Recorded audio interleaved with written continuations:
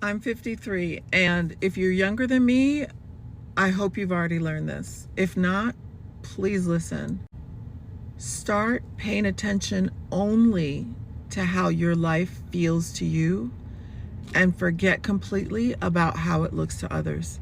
It only matters how it feels to you. And if you want to protect your peace, that's what you have to do. Don't accept things you know you don't stand for. Don't make yourself smaller for anyone. And consider your thoughts. Every single day, consider your thoughts. Because the life you have right now today is an exact reflection of what you were thinking about 5 years ago. Look around. It was all a thought that you had at some point. Protect your peace, protect your thoughts. Don't let anyone matter more than you do to yourself. And that's a harsh statement. Your family would disagree. Your spouse might disagree. Your kids might disagree. Your coworkers might disagree. But you are the only person who is going to advocate for you. Make choices every single day that reflect who you truly are and who you truly want to be. And if the choice that you're considering doesn't match that, stay true to you. You'll be so much happier.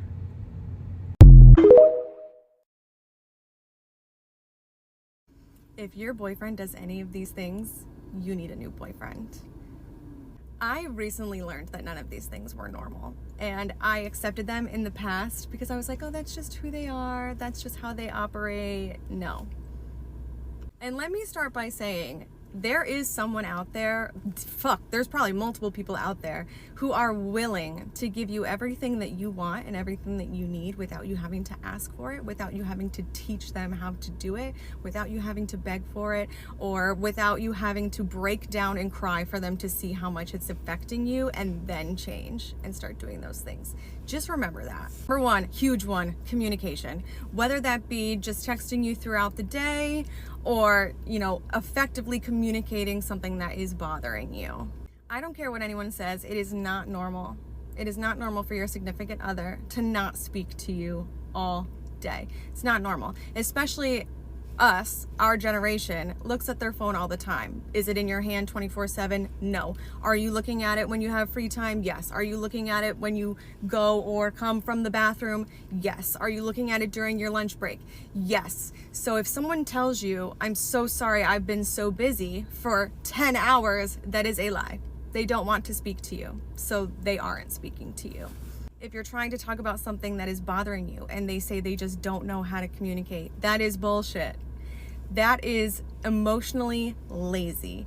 If you think that you are a bad communicator, which I think is just not true, you need to learn how to communicate. You need to be an effective partner and learn how to effectively communicate with your significant other.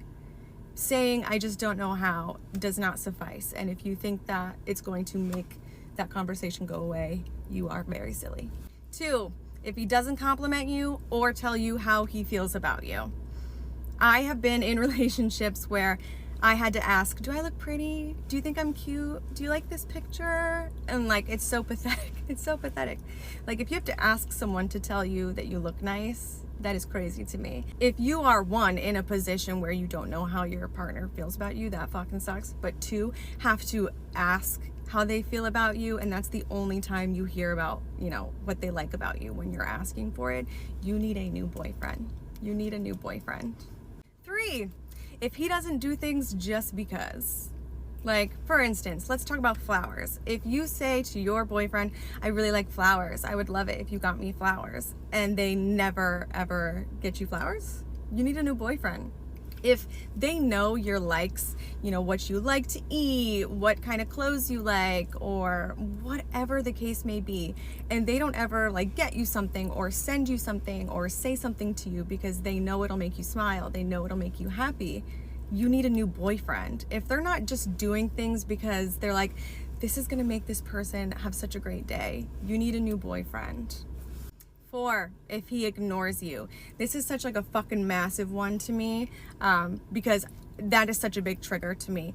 If, you're trying to talk to them and they just ignore you, it's kind of gone back to the first one. They just like ignore you all day, even though they know there's a text message sitting in their inbox. Or you're trying to tell them something that is bothering you, something that is hurting you, and they decide to give you the silent treatment. They decide to stonewall you. They decide to just not answer and they think it's gonna go away. You need a new boyfriend. That is emotional manipulation. That is fuck. And ignoring someone when they are trying to voice something that hurts them, makes them feel unheard, not valued, not appreciated, not respected. It's human decency to respond to someone who is saying X, Y, and Z that you're doing is hurting me and I want to discuss it. 5, they make you feel bad about yourself. Whether they make you feel bad about being emotional or being upset about something, like if they're calling you crazy, they're calling you sensitive, they're calling you over dramatic, you need a new boyfriend.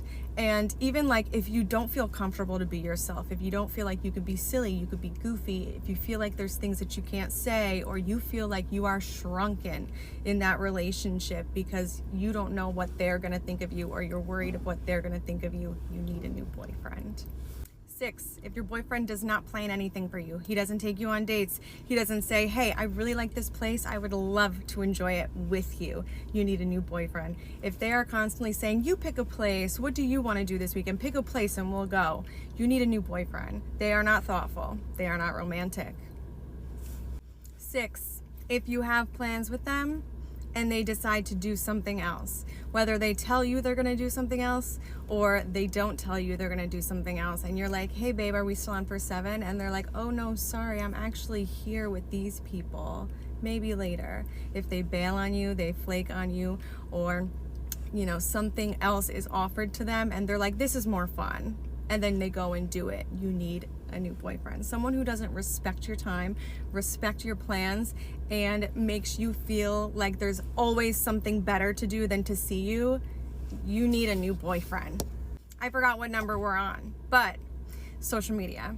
If they are following a bunch of women, whether it's women, women that I feel like men are allowed to have female friends. That might be an unpopular opinion, but they are. If they're following OnlyFans girls, if they're following girls that are literally selling sex on their social media, whether it's, selling an OnlyFans account or just selling clothing where they're naked, where they're half naked, you need a new boyfriend. Any person who is following people who are soliciting sex while in a relationship is not a person that respects you or your feelings. You have a girlfriend. Why do you need to look at hundreds of naked women online? Why do you need to do that? And especially if they're liking those photos, it's like embarrassing. It's like, you're embarrassing me. You're embarrassing me by doing this. You're making me look like a fucking asshole. And it's so funny because it's always these men that follow all these girls that would never give them the time of day, and then they have a girlfriend who have all these guys following them and that they would never give the time of day. That's where you guys are different. You need a new boyfriend if he does that. My last one, which kind of goes along with communication, is running away. When something is difficult, when something takes effort, when, they feel uneasy about something or they're uncertain about something for a day, 2 days, a week, a couple weeks, and then they just cut and run. Instead of trying to fix it, instead of trying to put effort in to figure out why this is the way that it is, they just run away instead. They don't try to fix problems, which goes along with being emotionally lazy, being an emotionally lazy partner. If you aren't dedicated to fixing the things that need to be fixed with the person that you love, or recognizing that maybe you could be doing things differently to make the situation different, and instead you're like, I'm just gonna go. Don't date that person. You need a new boyfriend. I truly hope that if you are dating people like this, you walk away, you find your worth again, and you find a person who is going to love you, who is going to put effort into your relationship, who is going to try to make you happy, and who is not going to give up on you when things get difficult. I promise you, there is someone out there that will give you every single little thing that your last one thought was too much work or was stupid or unnecessary without you ever having to ask. You don't even have to mention it. They just do it because they love you and they value you and they respect you. Good morning. You will know what to do when you get there. Okay, you will know exactly what to do when you get there. So for anybody today on this beautiful Saturday that is struggling with analysis paralysis, let me confidently tell you that when you arrive there, you will have gone through certain experiences that have designed and shaped you for that arrival point and that moment. You will know what to do when you get there. So all of these concerns that you have, null and void. Send them out the window. Go live your life and go enjoy. Much love. Something to keep in mind if you end up choosing a soul-sucking job with a higher salary is that, ironically, there's a scenario in which you end up having less money. So, like, let's say you end up choosing a job where it pays 30% more, but you absolutely hate it. You dread every single minute of that job. Well, what happens a lot of times is those people come home, they do their drinks, their ganja, whatever it is, and then eventually they realize that is not even enough to counteract the depression they experience at work. So they turn to something like spending. People who are not even materialistic, who were very responsible about spending and saving in the past, all of a sudden they're like, I need something else. So they start spending. They start buying gadgets they don't use. They start buying food they don't eat and clothes they don't wear. And before you know it, the job that was paying 30% more means you actually have less saved because you're spending 40 or 45% more now. There may actually be something terribly wrong with you if you remember most, if not all, of your dreams. You see, the way that the brain is structured, it's actually supposed to forget your dreams when you wake up, because, tell me if I'm wrong, but it can be very hard to go about your day when you're distracted by the weird things you saw in your dreams last night. Hi, my name's Jesse Lyon. I'm a licensed counselor who can tell you what your dreams mean. There's a lot of really good research to support that those people with borderline personality, with really strong anxiety, OCD, or other kind of emotional regulation problems are more likely to remember their dreams than your average person. That's because people with very strong emotions actually have the ability to override the brain's natural forgetfulness when it wakes up. Because when you see something that's so intense and so threatening that you can't possibly forget it when you wake up, it's a huge indicator that there may be something going on with your mental health. Now, of course, don't go using this to diagnose yourself, because you may just have a really good connection with your subconscious mind and with your emotions, and that's why you see your dreams. You may have also trained yourself to remember your dreams, because those people who keep dream journals and are interested in dream work are also more likely to remember their dreams. The best way to be able to tell the difference is to pay attention to the emotions and the symbols inside of your dreams. Learn how to interpret them, learn how to uncover the hidden meaning deep within your subconscious so you can know what's actually going on in your emotional health and no longer be worried. If you want help learning how to do that, just tap follow and sign up for the emails in the bio. If you want men to become so obsessed with you to the point where they literally stop you to tell you how beautiful you are, they genuinely see you as a goddess, so they literally worship you, give you free money out of nowhere, give you flowers, literally spoil you. You love letters every single day, because my boyfriend literally did that to me today. And I'm not joking, this is the most gate-kept secret. This girl literally commented on my live that a man just turned around and gave her $100 simply for existing. I know that sounds crazy, but when you genuinely become a goddess, men will worship you for existing. Secret is called the princess treatment formula. The girls that are using the formula know, because I literally have 100 screenshots of them saying that their men has been worshiping them overnight, that guys that were once ghosting them are now literally running back, blowing up their phone, buying them flowers. Guys they're going on dates with are literally taking them on $600 to $1,000 shopping sprees on the first date, and they haven't even kissed. Princess Treatment Formula makes you radiate like you are feminine, but also like you are royalty, like you're a genuine princess, and people start literally seeing you as magnetic, beautiful, literally worth $1 million.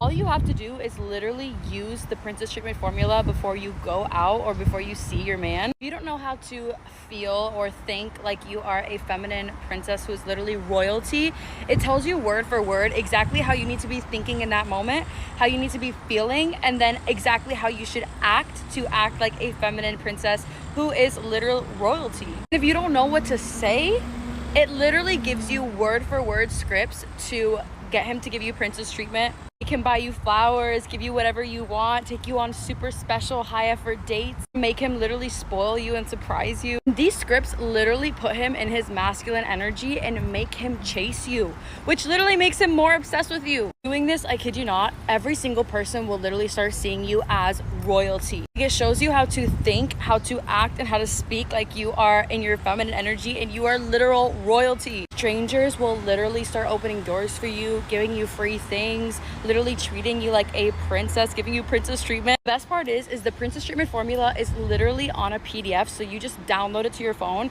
and you pull it out before you go on a date, you pull it out before you go to work, you pull it out when you're going to go get groceries, and it literally will transform the way everyone sees you and treats you like that. And it comes with an audio track that you just listen to, like I would listen to it right now on my walk. Formula works as soon as you get access to it, so if you want to get instant access, you can grab it in my bio. If you don't know if you want to marry someone after being in a relationship with them for 2 years, as a married woman who also got a psychology degree and master's as well. And I feel that in general, you should know within the first year whether or not you want to marry someone. Now, whether you take 2, 5, 10 years to get married is a whole different story. But I feel that if you are above the age 25, because by 25 your prefrontal cortex has fully formed, you have enough logical reasoning to know whether or not this is your person. And I strongly believe that anyone who is above 30 really should be aiming to get married within a year to 18 months, 2 years max. I feel that if you're above the age 30, and this is for my ladies, and you're with a man and 2 years later he still doesn't know whether he wants to marry you, you should run, because you're going to be wasting your time. And you also have to remember you have a biological clock, right? So I'm age 35, I'm about to be 36 in a few months, and I am married, but I have realized that my biological clock is shorter than a woman who's in their 20s. I feel if you are below the age 25, you can kind of play that game of, okay, we're going to take our time, let's get our finances in order, let's get our career in order. You can do all that because you have time, and for the ladies, you biologically have time as well. But regardless, most people know, and any man that's trying to tell you that, oh, it takes time, we got to go with the flow, we got to figure it out, that's a man that's not clear. And most of the time he's not clear because he's not clear in himself and he's not clear in his own purpose. So when a man is not clear in their own purpose, they cannot see you, and therefore they cannot see you in their future. That's my advice on this 2-year rule. And remember, for more feminine energy and dating tips, make sure to follow me. Would you rather have no significant other and all of your friends for the rest of your life, or none of your friends and a significant other? I saw this interview, I think it was We Met at Acme, who was interviewing people on the street in New York, and 90% of them said, I'd rather have a significant other. I really don't see the logic here. That is not to say I don't crave romantic love and it's so amazing and you learn so much about yourself, but my friends and the people who have built me since I was a little kid and who are my community, I could never live without them. And I never want to imagine a world where I don't have them, but I just have romantic love. There's no right or wrong answer, but that's just my opinion. What do you think? So I know quite a few people in real life who are in relationships with someone that they know in their heart of hearts isn't the one, it's not their person. But they stay in these relationships because they don't want to hurt them and they don't want to break their heart. And even if they've tried breaking up with them, that person has begged and convinced them to stay. So they stick it out and they think maybe they'll have the courage to leave in the future or things will get better, and then they don't and they never do. And if that's you, my advice is do that person a favor by giving them the opportunity to find a love that they deserve, because you know you're incapable of providing that. In other words, close the door and break it off. And also give yourself the opportunity to find a love that fulfills you and meets your needs, because the more time you spend with the wrong person, the longer it's going to take to meet the right one. Follow me for more dating advice, and good luck. When it comes to having a boyfriend, I think there's really only two types of girls. The first type is type A, and she's the type that like loves her boyfriend. She's like, that's my man's, my man's, my man's. And like, she is the type to post him like all the time. Like every Instagram story, there's a big tag with his name on it. Like they'll be getting coffee, literally could be tying his shoe, and she's like, my man, it's my man. And like for captions, like for his birthday, she'll be like, happy 4th week anniversary, and like we'll write a huge caption, literally like I was like, I didn't know that you could do footnotes in Instagram captions, but that's cool. Like she will go so hard. It's that type. Like she loves him, she loves the love, she's like, this is literally my soul tie lover. Or type B is the friend that's like super incognito, like you wouldn't even know that they had a boyfriend. For example, it was my friend's boyfriend's birthday last week, so she posted a story of him, and it was just so classic type B girls in a relationship. She posted a story of him riding a bike. He's literally, I want to say like maybe 70 yards away. I literally was like, who is that? I thought it was a stop sign. And she was like, happy birthday to this cool kid. It's just like so inconspicuous. I literally was like, oh, I didn't know you were sitting again. Like I didn't, is this a kid that you're like babysitting? Like I didn't even realize it was her boyfriend until I saw the tag that was in invisible ink 18,000 meters away from the photo and the text. There was a heart, but it was attached to a tree. Like they're just like silencio about it. And honestly, I respect it, and I think I would be type B. If you constantly have dreams in the same location over and over again, that is likely not actually a dream. So during our sleep time, which a lot of people think is dreaming, we actually will astral travel, and our soul will go into different areas of the universe, different planets, different dimensions, and either go to school, perform missions, or maybe go back to places that we used to live and just hang out. So a lot of times the places that you continuously visit will either be places where you've had lives and have lived before. So that means different planets. Maybe if they were Earth lives, you're constantly in this like one pub in England and you can't get out of it. That could have been your regular in another lifetime. I also have a friend, King Cash, who was on my podcast for an astral travel episode, and he said he literally astral travels to a specific planet all the time because that's where he goes to just think and gain clarity and meditate and like vibe out when he's feeling like there's a lot going on. So if you continuously see the same location over and over again, try and write down all of the traits, describe what it is, and remember. And then when you're meditating, try and call on that location, call on your guides, and see if you can access what that place actually is and what its connection is to you. What I wish I knew at 20 instead of 45. You are going to wish that you had been bolder. Bolder with your decisions, with what you stood for, with how freely you gave your kindness, and not accepting being treated poorly. You're going to miss out on so many genuine connections that you could have had with people just because you were not bold. So you will decide to raise strong, independent daughters, and at certain points, you'll regret it. But you knew you wanted daughters who could talk back and speak their mind. But for the most part, it'll be the best parenting decision you ever made. It's not like you're going to regret at 45 the decisions you made in your life or where you ended up. You just would have had a lot more fun if you'd been a little bolder.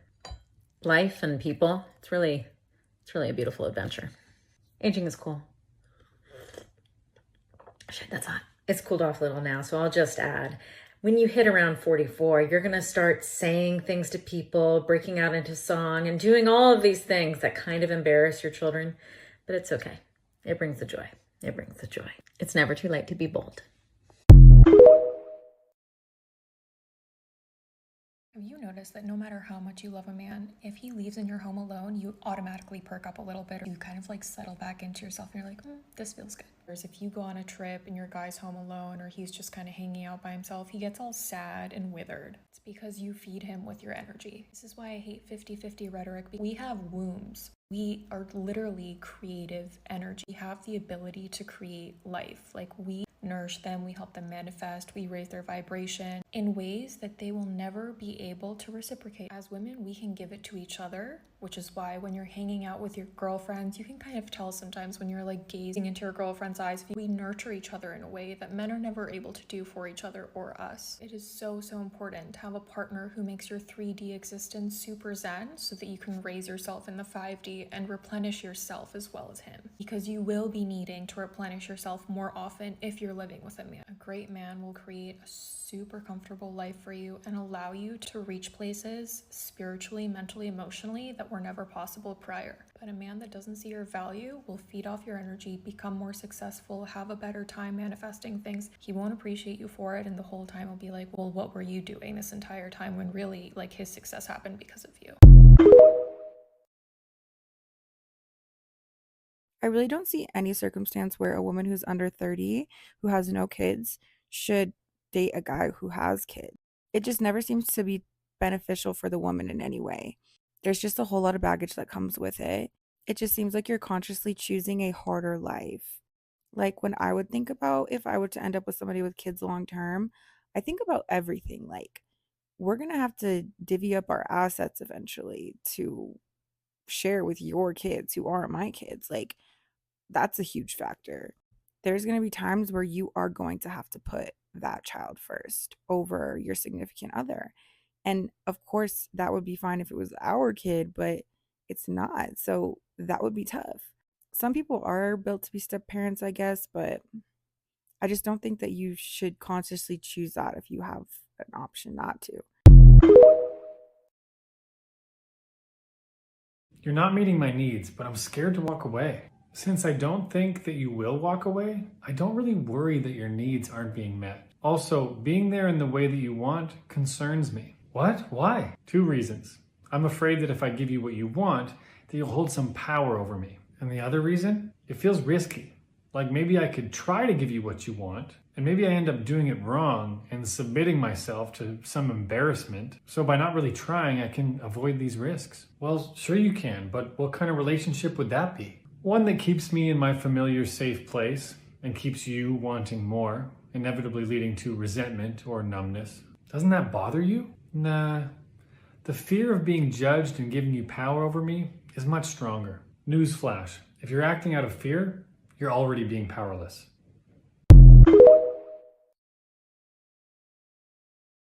If you're above the age of 30, I need you to start taking notes because this is important. I'm Dr. Shokina, board certified dermatologist, and let's talk about this.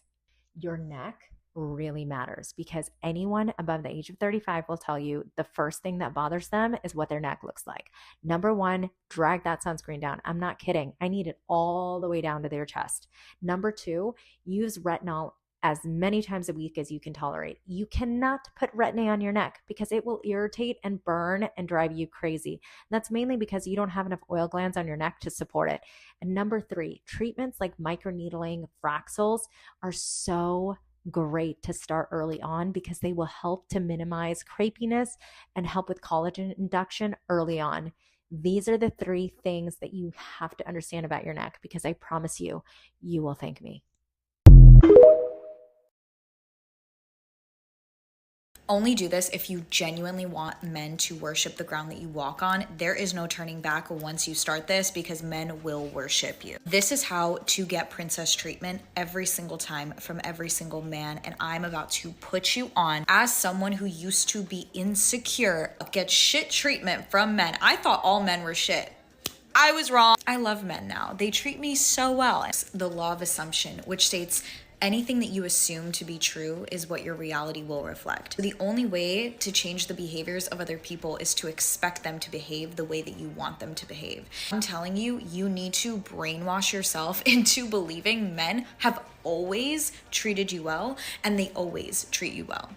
That's it. Release this narrative that is controlling your reality about men. That men are shit, you hate men, whatever. Let go of that story once and for all. Start adopting the mindset and the belief that you attract the best men in the world. Men worship you. They treat you well. They want to impress you. Next time you're standing in front of a door with a man next to you, assume that he is going to open the door for you. And watch what happens. He will. Thousands of my students at this point who are doing my Manifest Magic workshop, which you should really grab at the top of my page, have manifested extreme princess treatment from men. You can do it too. And if you need help becoming extremely confident, irresistible, adopting the self-concept of the girl who men cannot take their eyes off of, grab the workshop at the top of my page and follow for more. Have you ever heard of the third love theory? So hear me out. The theory goes that in everyone's life, we are destined to have 3 great loves. The first love is, well, our first love. It's puppy love. It's dramatic, it's intense, it's passionate. It's basically the Notebook. And our first love is there to introduce us to what love is. And then we have our second love. Now, our second love is really important because our second love teaches us about ourselves. And I also hate to say it, but the second love is supposedly the most painful heartbreak you'll experience. It's the sort of heartbreak that will send a girl or a guy on a solo trip backpacking around the world trying to find themselves. Your second love heartbreak is going to put you in therapy. But not to worry, because then we have our third love. And the theory goes that the third love is who we actually end up with. Our third love is there to show us the love we truly deserve. It's there to challenge us on what we believe love is. Also, your third love just creeps up on you. It's the love that happens when you are least expecting it. Your third love is not about chasing those fiery butterflies. Your third love feels safe, secure, and peaceful. And I think the theory is true. I'm currently engaged to who I consider to be my third love. And I'm curious if you feel the same way. Or maybe you just needed to hear this right now because you're going through a hard time when it comes to matters of the heart, and you need a little motivation to know that greater things are yet to come. I was talking to one of my guy friends recently, and he brought up his ex-girlfriend from like 5 years ago. And he says even though they broke up 5 years ago, they haven't spoken since, he still thinks about her all the time. And he is happily in the best relationship he's ever been in his life. So I asked him, why do you still think about her? He said, oh, well, every guy has that one girl that they think about no matter how happy they are, how wonderful the relationship is. And when I tell you my mind was blown, I was like, are you for real? So I started asking some of my other guy friends if they also have this one that got away that they think about all the time. And they all overwhelmingly said yes. And the thing that surprised me the most, not all of them were like ex-girlfriends or ex-partners. A lot of them were flings that these men ended very abruptly. When I tell you, I was absolutely shocked. So I started asking some of my girlfriends if they also felt this way, because I personally didn't. And most of them said like, yeah, every now and then I'll think about my ex-boyfriend or wonder how he's doing, but nothing crazy. I don't ever feel like I missed out on anything. So then my question became, if men are still thinking about these exes or these situationships that they ended abruptly, or these people that they dated for just a short amount of time 5 years later, why did they ever end the relationship in the first place? And a lot of them are currently in happy relationships or even married, and they wouldn't change it for the world. They wouldn't go back to that person, but they still constantly think about them. The one that got away. And this just doesn't make sense to me, because if I thought somebody was the one or whatever, I wouldn't have let them get away, right? And I especially wouldn't have been the one to end things. So I just don't know where that disconnect is. It's a genuine question. Like, why do men all seem to have like the one girl that they constantly think about, even if it wasn't a full relationship? What's that about? The things I would do to understand the male brain. Anyway, if you have any insight into this, let me know. Let a girl know, because it's crazy. Anyway, that's it. Gotta go. Bye.